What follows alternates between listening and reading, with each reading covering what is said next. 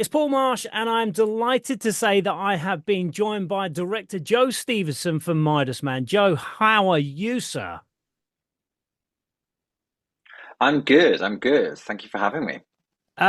First of all, I want to say that I absolutely love Midas Man. For those that don't know, it's the story of Brian Epstein, who was the manager of the Beatles. And I think the Beatles are such a huge entity that it's difficult to look past the Fab Four and see who was behind them, really. Yeah, and I mean that's one of the things about Brian's story is that he was so much always in the background, always just on the side of the picture or out of focus at the back. And this project was very much about giving him his time in the limelight and shine, racking the focus to him. And obviously we have a lot of fun with the Beatles in the movie, because they were massively important to him. But it's very much his journey and what he did and who he was, that was important to us and what we wanted to tell. Were you always a fan of the Beatles, or is this something you discovered when the project came your way? I think anyone who says that they're not a fan of the Beatles probably hasn't listened to all of the Beatles' work because it's so, whether you like early Beatles, later Beatles, there's always something that you will, tickle your fancy, I think. But I wouldn't say I was certainly not a huge Beatles kind of, fan. I wasn't sort of up on their entire history. And when this project came to me, it was very much a case of, well, not needing to be a fan of the Beatles, but needing to be a fan of Brian. I think actually somebody who is an obsessive fan of the Beatles probably shouldn't be making this movie because you would be too tempted to drift into the Beatles story and their characters in that a little bit more depth when I needed to be the biggest fan of Brian, and that's what I became. How did you get involved in the project? How did it find its way? How did it find its way to you?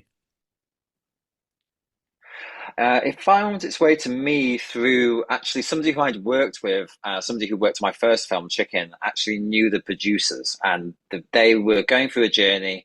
It's been in the making for quite a long time, and they needed sort of a refresh and needed someone else to come in, and they recommended me, and I went and met them, and very quickly realized that it was going to be a lot of work because there wasn't a huge amount of prep. But luckily, in terms of research, Jacob and the writer had already done it. And so I was able to kind of dive in and kind of use them as my sort of my knowledge, and get to work. And that's how it kind of all came about. It was quite quick. So when you came on Very. board, Jacob was already, cast as Brian. Yeah, yeah, absolutely, yeah. And they'd actually already done a little bit of shooting. Much of what had been shot ended up not in the film because there was a whole thing of having to look at it from my point of view, the film that I wanted to tell. And so they'd actually done a little bit. So yeah, no, there was a lot of things in place when I came, which is an unusual thing for a director to come in and kind of have to sort of like adjust to what's already existing and Yeah. what's kind of already going on. But luckily, they gave me a lot of freedom. I could bring my own crew in. I was able to go into the script, make edits, make changes to kind of get it to where I want it to be. So yeah, no, it was already been on a journey before I got there. Well, Jacob is absolutely fantastic as Brian Epstein. He is so good. So I almost want to say that you landed on your feet with that one, but I'm sure you would have, I'm sure you had something to do with it. But let's face it, he is fantastic as Brian Epstein, isn't he? He's wonderful. He's fantastic, and this is really his first sort of main leading role. And I Yeah. know it will certainly not be his last. He's fantastic. He's really wonderful, and he's such a lovely, gentle person. He's so nice. Well, the whole cast is, because again, when you're dealing with the Beatles, who, let's face it, not only are up there with some of the most well-known people in England, but in the world as well. And then you're dealing with so many other people, even the likes of Cilla Black and Jerry and the Pacemakers and all of that lot. You're dealing with well-known people. So there is a real worry that if it doesn't go right, it's going to really come under the microscope. But I think everybody smashes it out of the park and it's fantastic. Yeah, I agree. I mean, you have to be very careful. Whenever you're portraying anybody who really existed or exists, you have to be careful, especially with iconic people, because people know what they look like, they know what they sound like. So they're expecting something in particular, but you need to also have a freedom to go, well, this is the story that we're telling, and not be too tied down to um, uh, an image or anything that people kind of are carrying around with them, because often that becomes a bit of a caricature anyway. And so you need to find the truth in the story that you're telling with the people that are playing them. And I think that's one of the things that I really enjoyed doing was going, look, well, we don't want to end up in a place where we're doing impressions. We want these people need to feel real, and yes, we need to get the accents right and we need to get the looks right. But everything beyond that, I just want you to feel free enough to play these characters as people and do what the script is asking of you, as opposed to what you think might be the way he says some certain things or this, that, the other, based on having watched so many interviews with the real people. And it's a balance that it was very consciously paying attention to. But I'm very proud of all the performances in the film. I think they're fantastic. You should be. They are fantastic. Even though both of them have only got sort of smaller roles, I love the two Eddies, Eddie Izzard and Eddie Martin. They're just fantastic. I've always been a fan of Eddie Izzard as an actor. I know obviously his stand-up is amazing. He does all the amazing charity work, and he probably has no time to act, I would imagine, with everything else he does. But I've always loved him as an actor, and I know he does only have a small role, so I'd imagine he was only with you for a short period of time. But what was he like to work with? Look, Eddie is wonderful. She did come in basically for that one day. It was one day, it was one scene. But we knew each other because we'd just done Dr. Jekyll, which is a completely different movie. I couldn't be far Very much further so, from me. yes. Yeah.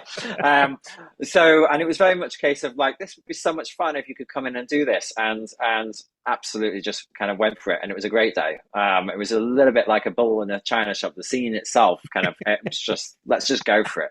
A lot of fun, a lot of fun. And then what about But Eddie no, I'm Marsden? always busy. Eddie Marzan, I'd actually worked with him briefly before. I did a Sky Art show where he came in and did a monologue for me. And he's just such a nice man. You know, I, I think that one of the things that reason why he ends up playing all these fathers, he used to do that quite a lot.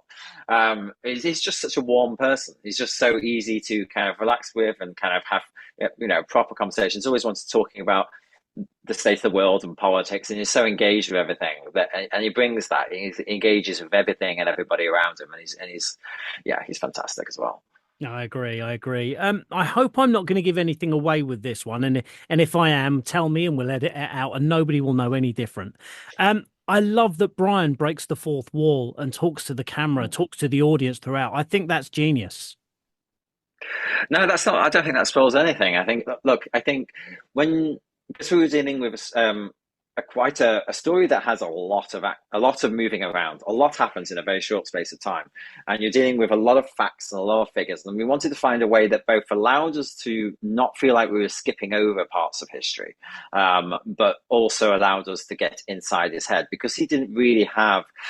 Um, well, because of the way society worked at the time, he didn't really have many people that he could talk openly and honestly about what was going on at the time, particularly with his relationships and the people that he would meet at the docks and all that. So it felt like, well, we have something here that allows us to do both. It allows him to confide in the audience and allow you in on something that no one else necessarily around him really knew much about. And it also allows us to uh, expositionally kind of tell you about what's going on in the world while all this is happening to Brian. This is what's happening, and this is what's going on, and this is where we are in the history of things. So it was a fun device. It was finding a way. Initially, I was a little bit nervous about it becoming feeling a little cheesy, but with Jacob being as brilliant as he is, I think we found a way just to kind of let it feel like it was like he was involving you in his story, and speaking directly to the audience. I think it would have been very easy. with anything with like legends that they are, I think it would have been very easy to make a candy floss film and show the fun poppy side of everything. And I like that you showed those dark moments. I like that you showed the struggles, with the relationships and the sex and the drugs and everything else like that. I like that you showed both sides of him.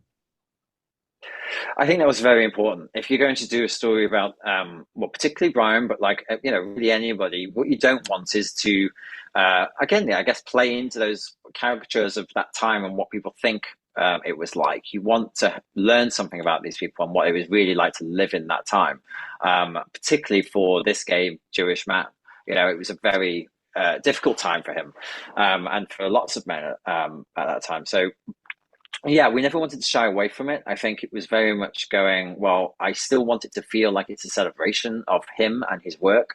But we should absolutely explain, particularly with how his story ends, explain how it got to that point, and do so in a sort of graceful way. That hopefully doesn't mean that, you can still have a laugh with the film. It's quite a lot of Oh, fun, and the Beatles yeah. particularly, bring a lot of joy, as it did to him in real life. So yeah, a celebration of his life that doesn't shy away from the difficult parts is what's Yeah. important. Well, you talk about the Beatles, and throughout the movie, they are a bunch of cheeky chaps, as we know they were at the time. What I really and if I'm wrong on this, please tell me. But I really liked the significance of the bowing because I felt that that was, how can I put this? Almost like them coming under his wing of like, trust me, if you do this right, this will be a good thing for you. And obviously with the bowing, they first of all they're mucking around and then they nail it. And when they get the reaction they do, everything explodes for them. Do you know, is that true or is that something that you brought into the film? No, no, that's true. He taught them how to bow. He got them in their suits. He got them in got their haircut. He was very much about presentation and theatricality. He wanted to be an actor when he was younger. In fact, he went to RADA. And so he had this theatricality and this sense of design, and he had that from a very young age. He even wanted to do dress designing when he was a kid. So like he always had that about him, and he knew how to present people and how to present people to the public in a way in which it, would represent them, but also would encourage the audience to feel like they were a part of something. And that, yeah, absolutely, he did that, and it was part of his great skill of going, look, when you meet the Beatles, when he met the Beatles, they were so rough and ready. They were already, so well known in Liverpool, but they were never going to really find a way to present themselves to the Yes. world without somebody like Brian coming in and doing that. And he did that so well that obviously he then continued to do that for all his other clients and to great success. I mean, the Mersey Beat sound, it was Brian. Yeah, it's amazing. Just one last question to finish on. Clearly, a lot of detail went into the outfits and the clothing. How important was it to get all of that right? Oh, very well. We knew from the offset that people were going to be really taking a very close look at the details. I think when you such a fan base like the Beatles, everybody they know the details. So many people know the details. They know what guitar, they know what amp, they know all these things, and you don't want those people to be taken out of the film by there being those sorts of mistakes. And you want to get everything right. I also wanted it to feel lived in. I wanted it to feel like this is how it felt at that time, which meant detail across everything, whether it's the suits and the hairstyles and the instruments, or whether it's just the set design and how we feel like it's lived in rather than polished and shiny. People have an idea of the 60s, and actually that idea of the 60s has a tendency to be the late 60s. Actually, the early 60s still carrying over a lot of things from the late 50s. And it's kind of, you want it to feel like that melting pot of things are changing, things are exciting, but it's real. And you want people to feel, not be taken out by inaccuracies or things that feel, inappropriately glossy. Whether it's Liverpool's sort of streets or whatever it might be, you want everything to feel correct.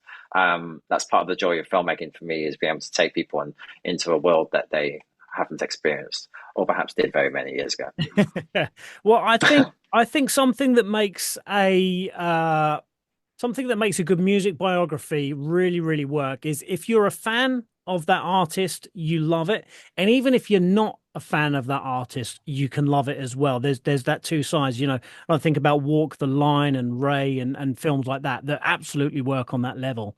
And I think that this does the same. I think that if you are a big fan of the Beatles and that Mersey Beat, then I think that you'll love this. But I think if maybe you're young and you don't know anything about the Beatles whatsoever, I still think that this will work. I think it's a fantastic film. I really love it, and congratulations. And I just I want to spread the word because I want people to watch this film.